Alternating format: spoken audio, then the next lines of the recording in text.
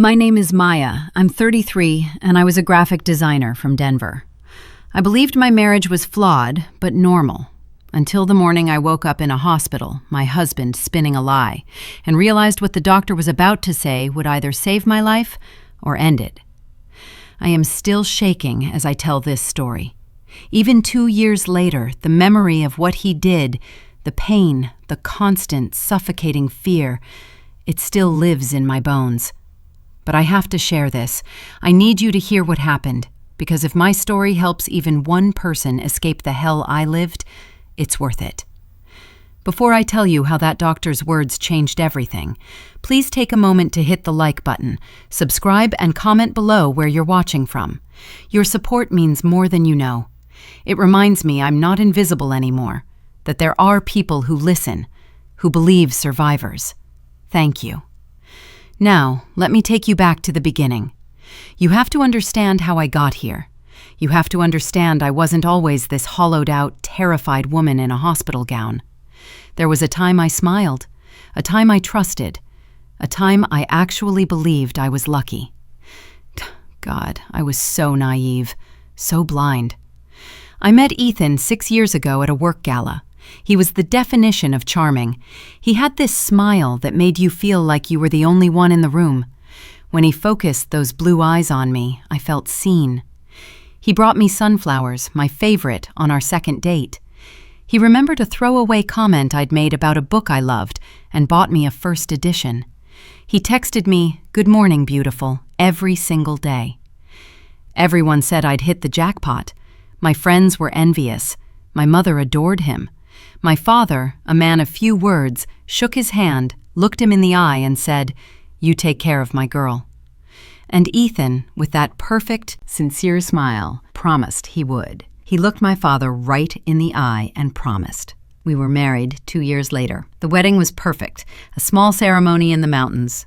I wore a simple white dress. He wore a dark blue suit. When we said our vows, I believed them, for better or for worse, in sickness and in health, till death do us part. Those words, they would come back to haunt me, because the worst part, it came so much faster than I could have ever imagined. It started just 6 months after the wedding. 6 months. That's all it took for the perfect husband to disappear, for the real Ethan to show his face. We were making dinner, a normal Wednesday. I'd tried a new risotto recipe. He took one bite and his entire face changed. It was like a mask falling off. 1 second, he was my husband. The next, his eyes were cold, flat, and filled with a rage I had never seen. "You can't even make a simple dinner, can you?" he said. His voice was quiet, which was somehow more terrifying. "What kind of wife are you?" I laughed, a nervous, confused sound. "What? Ethan, it's just risotto. I can make something else." That's when it happened. His hand moved so fast I didn't even see it. The slap was so loud it echoed in the kitchen. I just stood there, my hand flying to my cheek, which was already burning. The shock was absolute. My husband, my Ethan, he had just hit me. "Don't you dare laugh at me," he hissed, his face inches from mine. "Don't you ever disrespect me like that." I should have left, I know that. I should have grabbed my keys and walked out that door and never looked back. But I didn't. Do you know why? Because 30 seconds later, he was on his knees, crying. Actual, real tears pouring down his face. He grabbed my hands, apologizing over and over. "Maya, baby, I am so sorry. I don't know what happened. Work is just, it's killing me. I just snapped. I would never, ever hurt you. You know that. It will never happen again. I swear to you, Maya, never again." And I believed him. God help me, I believed him. I told myself it was a one-off, a mistake, that he was under so much pressure. I made excuses. I blamed myself. Maybe I shouldn't have laughed. Maybe the risotto really was that bad. The next day, a massive bouquet of sunflowers arrived, followed by a diamond necklace that night. He took me to the most expensive restaurant in Denver, held my hand, and told me I was his queen. And I smiled. I wore the necklace. I covered the fading bruise on my cheek with concealer, and I pretended everything was fine. But it wasn't. It would never be fine again. The second time was 3 weeks later. I'd forgotten to pay the electric bill. A simple human mistake. But when he came home and the power was off, he didn't slap me. He grabbed me by the hair and slammed my head against the drywall. I felt the air rush out of my lungs, a blinding pain exploding in the back of my skull. He held me there, his hand twisted in my hair, his voice a low growl. "You have one job, Maya. One. To manage this house. And you can't even do that." He shoved me to the floor and went to the breaker box to fix it. He never said another word about it. I lay on the carpet, shaking, terrified. This wasn't my husband. This wasn't the man I married.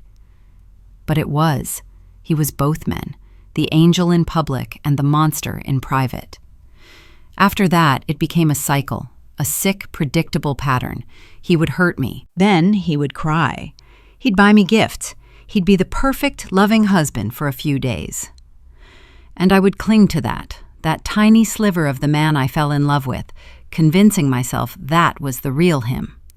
And then something would set him off. The laundry wasn't folded right. I didn't answer his text fast enough. I looked at him wrong. And the violence would come back, worse every time. And every time I'd tell myself this would be the last time. And every time I was wrong. He started to isolate me. It was subtle at first. "Do you really need to go out with your friends tonight? I thought we could just have a quiet night in." Then it became more controlling. "Why are you always talking to your sister? Don't I give you enough attention?" Eventually, it was just open rage. "You're choosing them over me? Your own husband?" So I stopped making plans. I stopped answering calls from my friends. I told my sister I was busy. It was just easier. It was easier than facing his anger. My family was next. He'd start a massive fight right before we were supposed to go to my parents for dinner, making sure I was too bruised or too emotionally wrecked to go. "Just tell them you have a migraine," he'd order. "Tell them you're sick." So I did. I lied. I canceled, again and again. My mother's calls became less frequent. I could hear the hurt in her voice. But what could I say? "Mom, my husband, the man you adore, is beating me? I'm trapped? I'm terrified?" I couldn't. The shame was too deep. How do you admit that you've become that woman? The one you read about, the one you swore you'd never be, the one who stays.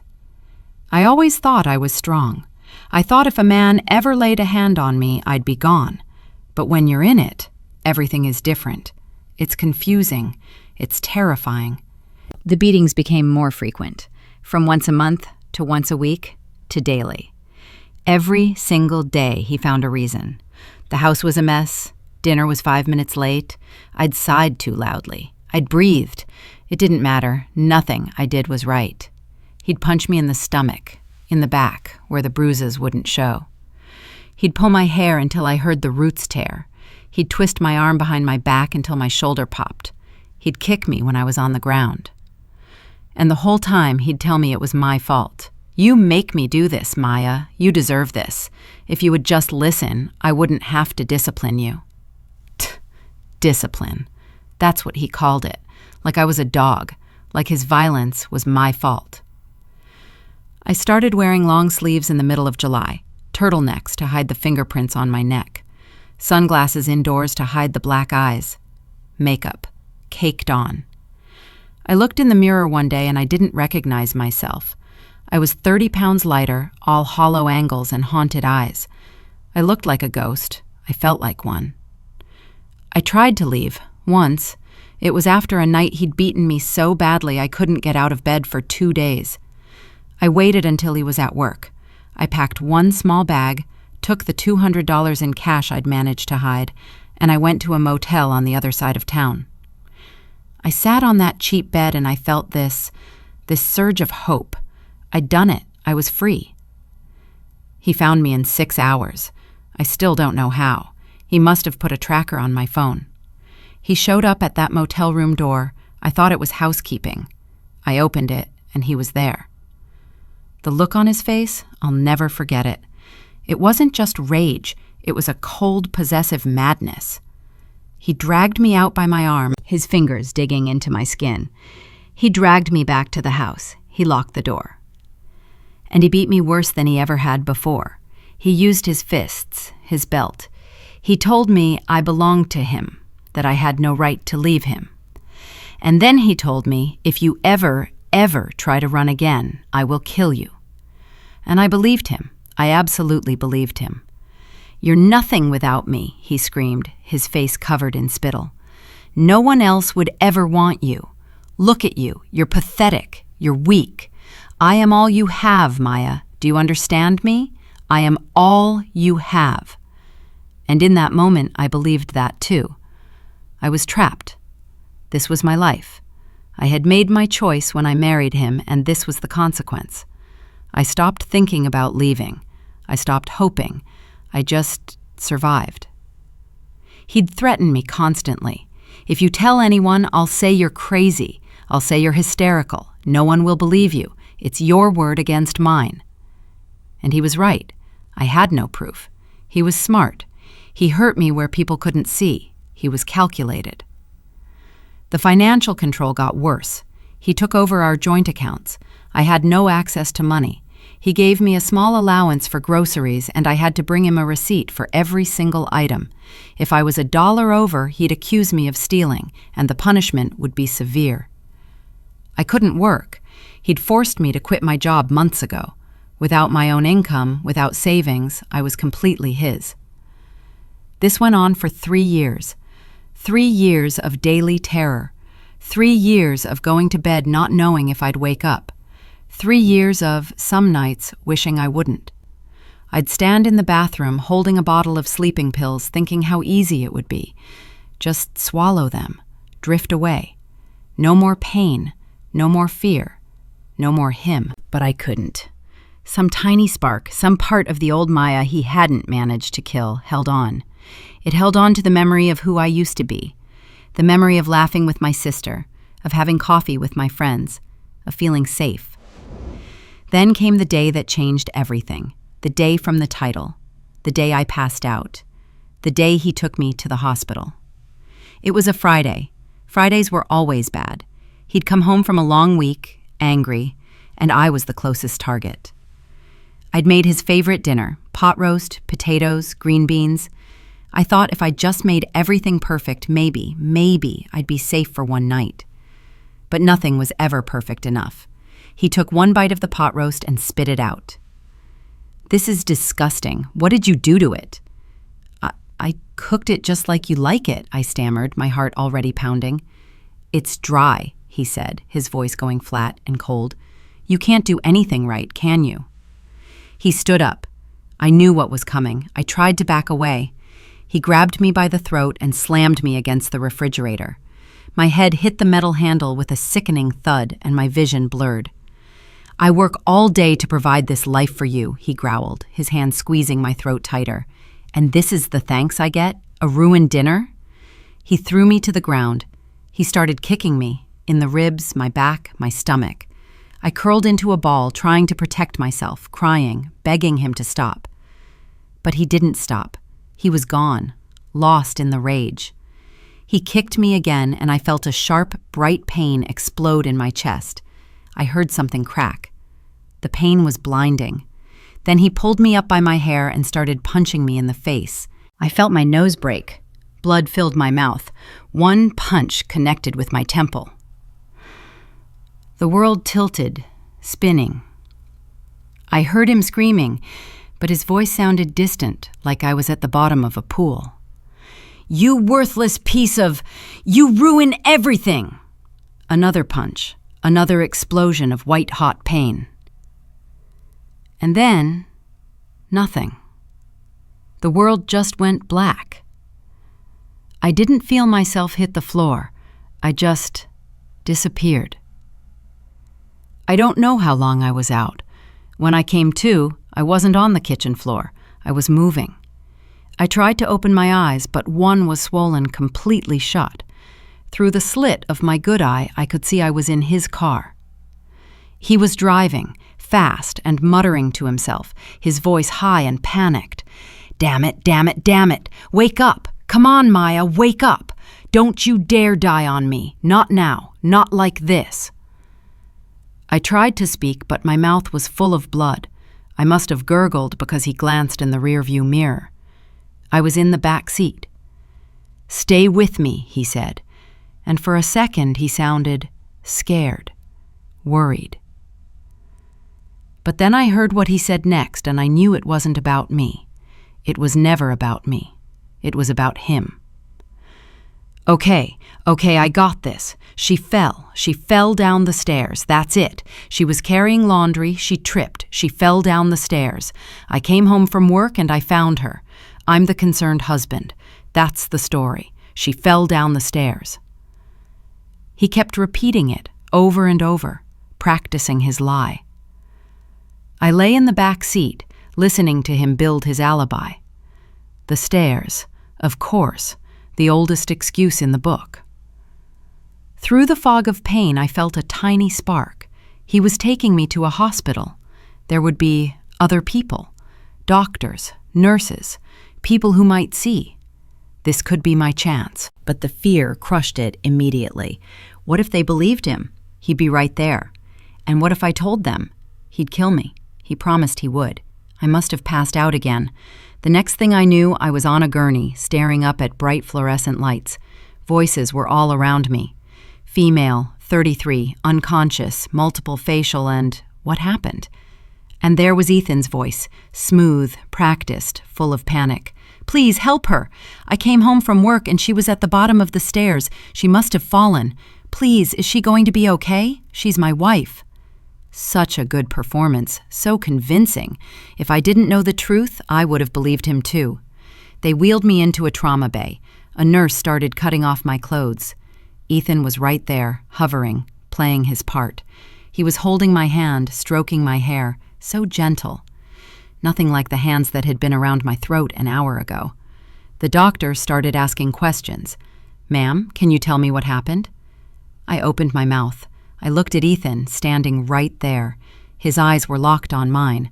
His face said, "I'm worried," but his eyes said, "Don't you dare." Before I could answer, he jumped in. "She fell down the stairs. I wasn't home. I just found her. We have hardwood stairs. She must have slipped." The doctor nodded, making notes. But the nurse, an older woman with kind, tired eyes, kept looking at me. "Ma'am," the nurse asked gently, "can you tell us what happened, in your own words?" I looked at her. I looked at Ethan. The fear was choking me. I couldn't speak. I don't remember," I whispered. "I was at the top of the stairs and then nothing." He squeezed my hand, a gesture of comfort, but I felt the warning in it. "It's okay, baby," he said softly. "You're safe. They're going to fix you." The doctor ordered x-rays. "We need to check for fractures. Where does it hurt?" "Everywhere," I managed. "Everything hurts." They had to finish cutting off my shirt to examine my chest, and that's when I saw the nurse's face change. She'd uncovered my torso. And even in my blurred vision, I could see it. Bruises. Everywhere. My entire stomach and ribs were a grotesque map of purple, blue, yellow, and green. Fresh dark purple ones from tonight, fading yellow ones from last week. A road map of 3 years of abuse, all laid out under the bright hospital lights. The doctor's demeanor changed instantly. He looked at the bruises. He looked at my husband. He looked at the nurse. Something silent passed between them. "These bruises," the doctor said, his voice carefully neutral.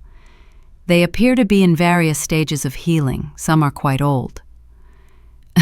Ethan didn't miss a beat. She's always been clumsy. She bruises like a peach, always bumping into tables.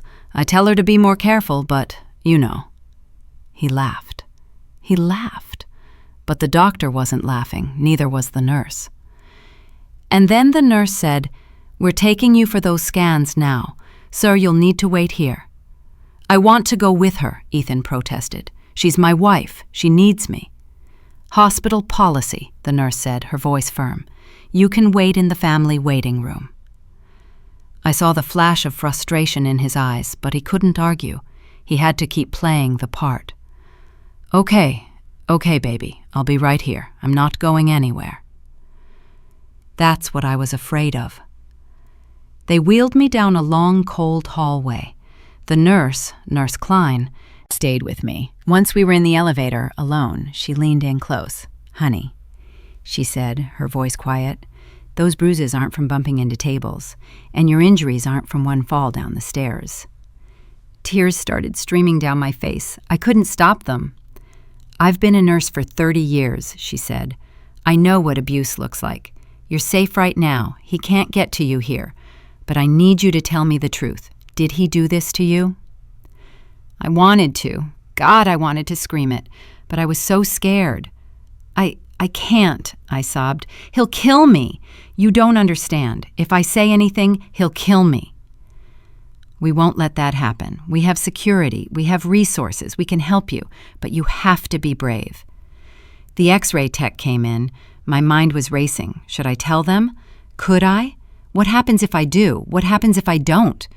When they brought me back to the ER, he was there, waiting, that fake, worried look plastered on his face. "How is she? What did the tests show?" "The doctor will be in to discuss the results," Nurse Klein said, her voice cold.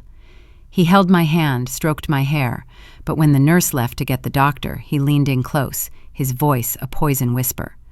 "Remember what I told you. You fell, that's all.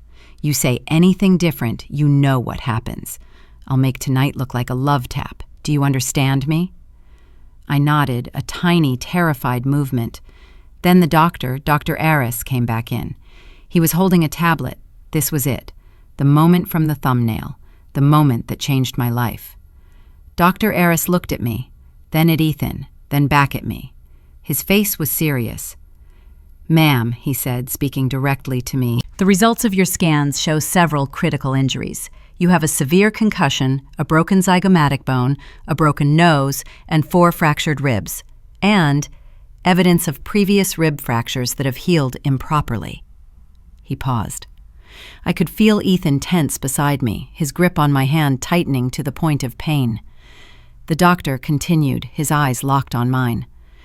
"Ma'am, these injuries show a clear and undeniable pattern of repeated, severe physical trauma. These injuries are not consistent with a single fall down the stairs." I watched Ethan's face, and he froze. Completely, utterly frozen. All the color drained from his face. His mouth opened, but no sound came out. His eyes, wide with panic, darted from the doctor to me. For the first time since I met him, Ethan had no response, no lie, no charm. He was caught. Dr. Aris wasn't done. "This is a textbook presentation of ongoing, high-risk domestic violence. The injury patterns are unmistakable. I have already contacted hospital security and social services. I need to speak with you alone, without your husband present." "Now, wait just a minute," Ethan finally sputtered, the mask shattering. But the doctor cut him off.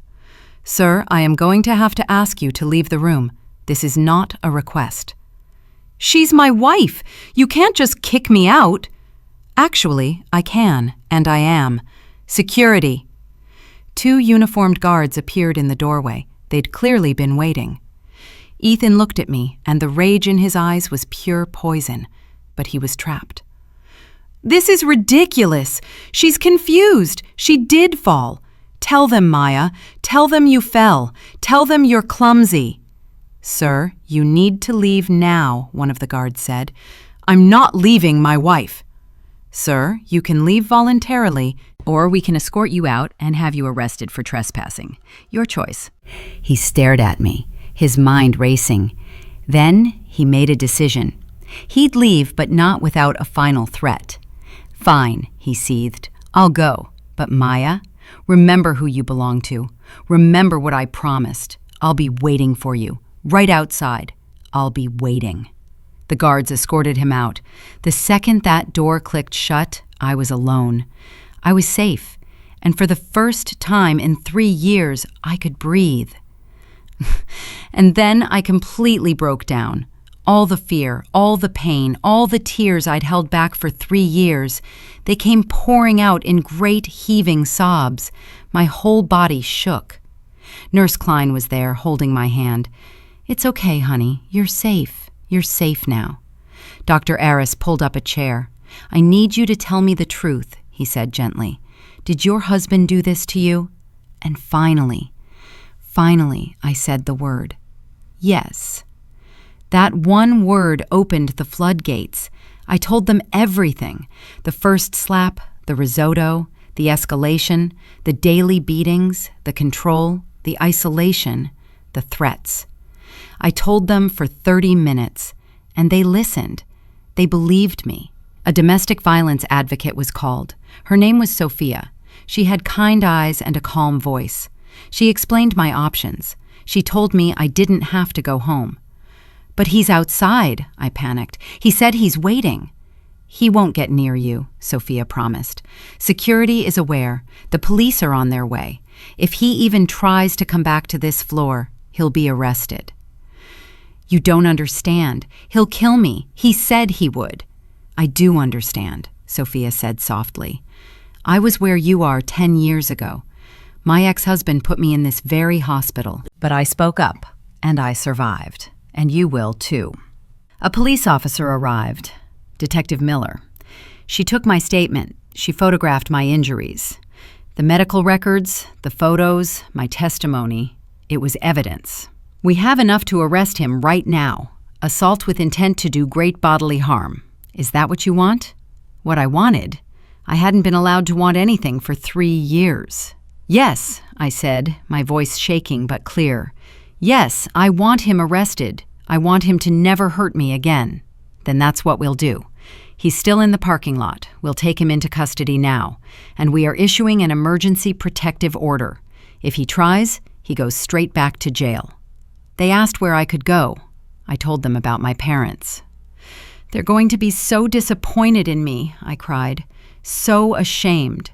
"No," Sophia said. "They're going to be relieved you're alive." She was right.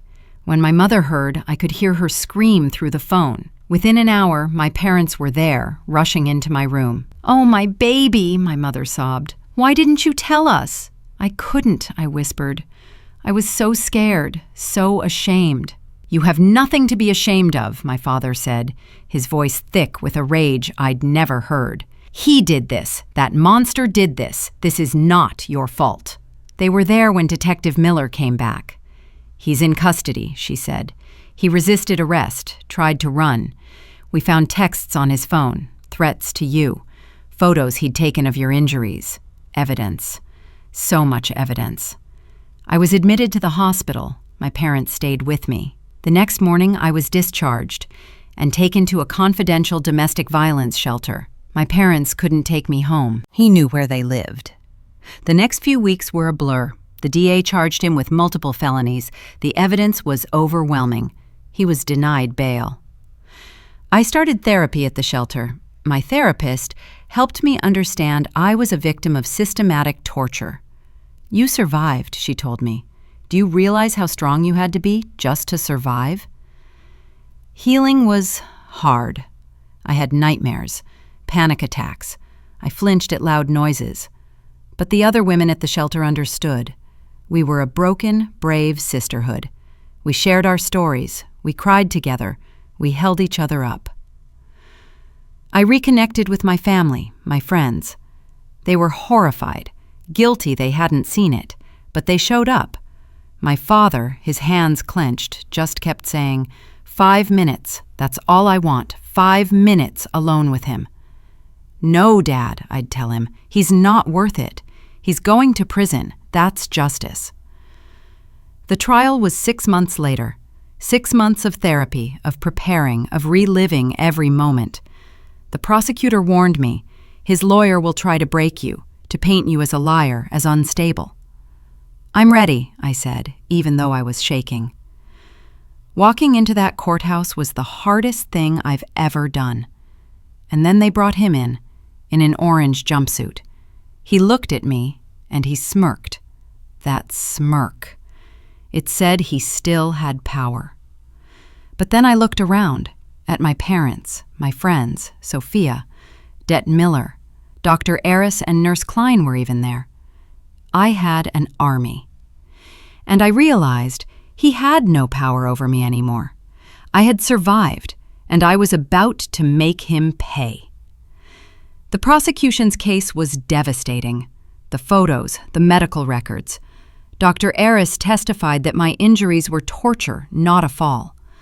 Det Miller read his threatening texts aloud. Then it was my turn. My legs felt like water, but I walked to the stand. He was my husband. During your marriage, did the defendant ever physically harm you? I looked at the jury. I took a deep breath. Yes, he hurt me every single day for 3 years. I told them everything. The risotto, the slammed head, the daily beatings, the isolation, the threats, the motel, the final brutal attack. I cried, but I didn't stop. Then, his lawyer, Ms. Thompson, 3 years is a very long time. Why didn't you just leave? There it was, the question. Because I was afraid, I said, my voice clear. He told me if I ever tried to leave, he would kill me, and I believed him. Because he controlled my phone, my money, my entire life. Because I was ashamed, and he'd convinced me no one would believe me. Isn't it possible you're just clumsy? I felt a surge of hot, pure anger. No, I said, locking eyes with him. That is not possible. I didn't break my own ribs. I didn't give myself a concussion. I didn't strangle myself. Your client did this. It was not an accident. It was torture. He had no more questions. Ethan testified. He lied. He said I was unstable, that I'd hurt myself. But the evidence didn't lie. The photos didn't lie. His own texts didn't lie. The jury deliberated for 6 hours. On the charge of assault in the first degree, we find the defendant guilty. On the charge of aggravated domestic battery, we find the defendant guilty. On the charge of false imprisonment, we find the defendant guilty. Guilty, guilty, guilty. I watched his face. That smirk was gone. For the first time, I saw real fear in his eyes. At the sentencing, I read my victim impact statement. Your Honor, Ethan Thompson stole 3 years of my life. He didn't just hurt me physically. He destroyed my sense of self. He made me believe I was worthless, that I deserved it. But I did survive. And I'm here today to make sure he is held accountable. I'm not just surviving anymore, I'm living. And he doesn't get to take that away from me. I ask for the maximum sentence. Not for vengeance, for justice. The judge sentenced him to 18 years in state prison, no parole for at least 12. As they led him away, he looked at me one last time. I didn't flinch. I just stared back until he was gone. That was 2 years ago. I moved to a new city. I changed my name, a fresh start. I have a small apartment that is my own. It's quiet. It's safe. I'm back to teaching, 3rd grade. I love it. I still have nightmares. I still have triggers. Healing isn't a straight line, but the good days, they finally outnumber the bad. I volunteer at the local shelter. I share my story. I tell other women what that nurse told me. You are safe here. We can help. He's still in prison. I'll get an alert if he's ever up for parole, but I'm not afraid anymore. I know my strength. I know my worth. I survived the unimaginable, and I came out the other side. If you are watching this, if you are in that situation, if you are being hurt by someone who claims to love you, please know, you do not deserve it. It is not your fault, and people will believe you. I know how terrifying it is. I know the shame that silences you. I know the fear that paralyzes you. I lived it. But I also know that there is a way out. That doctor, Dr. Aris, he saved my life. He didn't look away. He asked the hard questions. That nurse, Nurse Klein, she gave me the courage to speak. That advocate, Sophia, she showed me there was a life after. These people exist in your community too. They are waiting to help you. If you are in danger, please call the National Domestic Violence Hotline. The number is 1-800-799-7233. You can also text START to 88788. It's free, it's confidential, and they can help you create a safety plan. Please take that first step. Tell someone. And if you know someone, if you suspect, don't look away. Don't accept the clumsy excuse. Ask the hard questions. Be their safe space. You might be the doctor, the nurse, who saves their life. Thank you for listening to my story. Thank you for believing survivors. Please share this. Let someone else know they are not alone. You deserve to be safe. You deserve peace.